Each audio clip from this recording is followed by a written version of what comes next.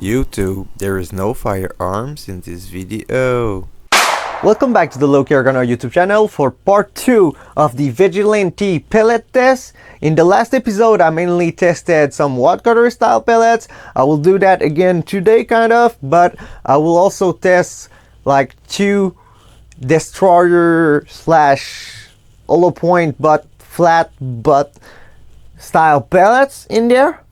During this test, I will be using this Pursuit red dot and also this Fiat laser so you guys can see a bit better if I pull one or if I'm shaky. By the way, I did use some extra CO2 to test the trigger and show you guys a bit how it works. So if you want to look at this video, do that. This is the same day as part 1. I will still be shooting at around 22 feet, maybe a tiny bit more in the basement because it is winter out here. Again, this is part 2 of the pellet test, so you might have seen this intro already. It is not the same intro, I'm redoing it, but I don't want to ramble too much, so let's do that. Let's get right into it with a quick look at the last video target. This is the last shot with the pointed pellets.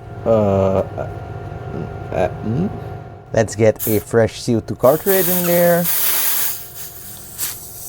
This one had a fair bit left in it. Still a bit left. That's cool. By the way, I was using pellet oil in between every cartridges, but if you use it more than once in the same day, maybe skip a cartridge in between oiling because that might be a bit much. I am still using the good old Splatterburst 1-inch sticker splatter targets, you know. After testing the safety feature, let's take one dry fire to make sure that the CO2 works great.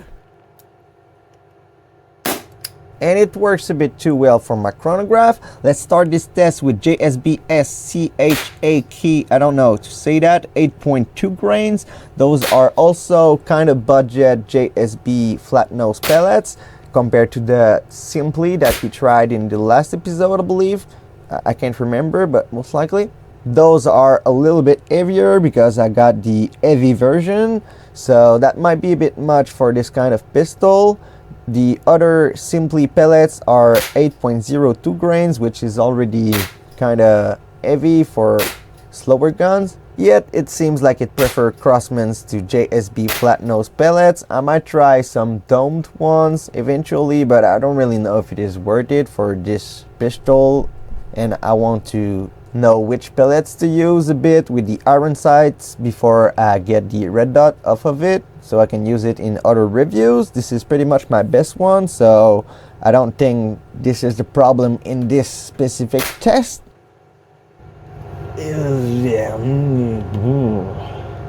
Like he said, that was not exactly the best group yet. We are now moving to the H&N finally match light 7.87 grains. Those are pretty good pellets. I had very good results even in higher velocity springers and stuff, so I had high expectations for those. Yet we're not doing the best, but not the kind of bad. So yet the best pellets are doing the worst, so I don't know if it is really worth shooting expensive pellets with this cheap blinker. I will say it again, I'm far from being the best pistol shooter ever. This is rested and I'm still a bit shaky, if you can tell by the laser moving around.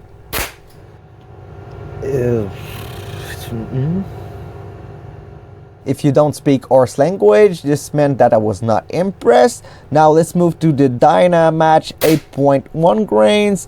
Those are not very good quality pellets. I'm not sure who really makes them, but yeah, to be fair, they look just a bit rough to me.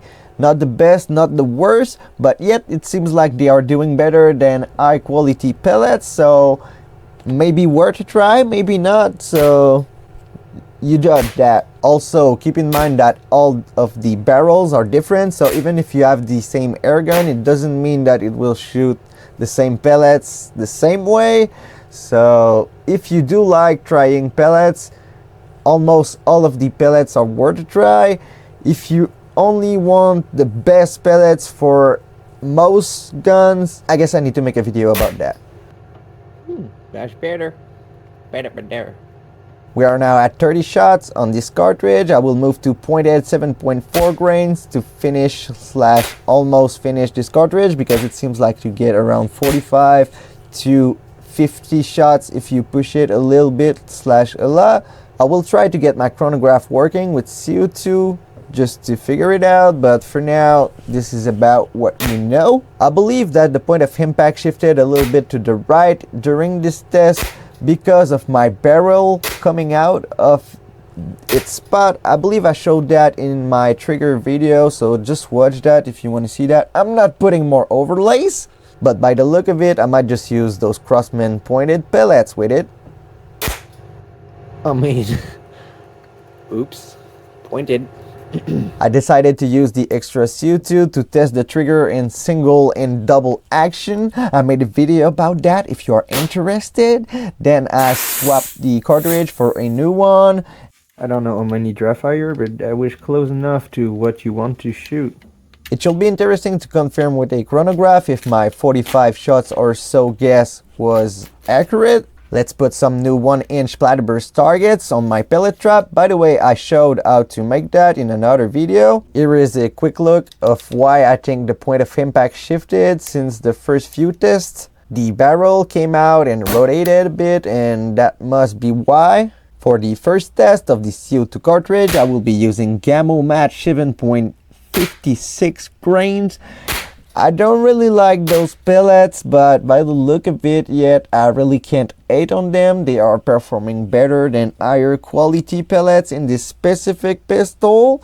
So when I say almost all pellets are worth a try, this is what I mean. If you have a lot of air guns, you most likely will end up finding one that shoots them okay. But if you only have a few, you might want to try only less but more expensive pellets, which doesn't always work out. You can be lucky and your rifle or slash pistol will prefer cheap pellets, so you never know until you try. I personally do enjoy trying pellets, but it does get expensive if you get all of them. Okay.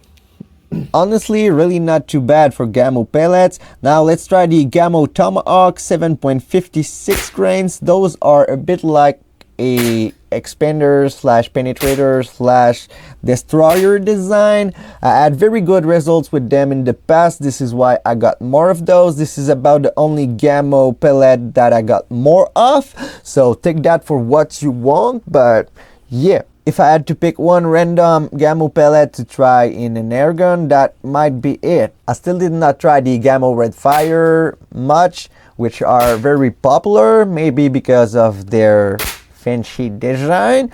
I would like to compare those to the Predator Polymag eventually and do some penetration tests. Leave a like, comment if you're interested by that, because yet I'm procrastinating. That's not too shabby. Gamo is doing better than I wanted it to be, but why not? Now, let's see if Crossman Destroyer 7.4 grain can compete with those Gamo Tomahawk pellets in this pistol. Those are a very similar design to the previous Gamo pellets, but it doesn't seem to like them quite as much. It definitively seemed to like the wadcutters better in the last episode. Oh no, Gamo kinda got Crossman on that one. Oh no. Now, last but not least, probably the pellets that I have the most of, just because those are cheap and the most available on the shelf in Canada, the Crossman pointed 7.4 grains. At the end of the day, those might just be what I use in this pistol, especially for some quick plinking action. Crossman win. It is not a wadcutter though, but that's not cheating, okay?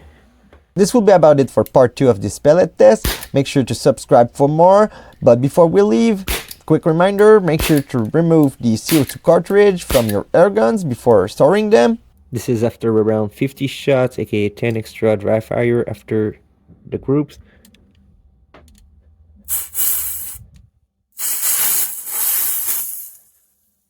To me, it sounds about like what you want to use.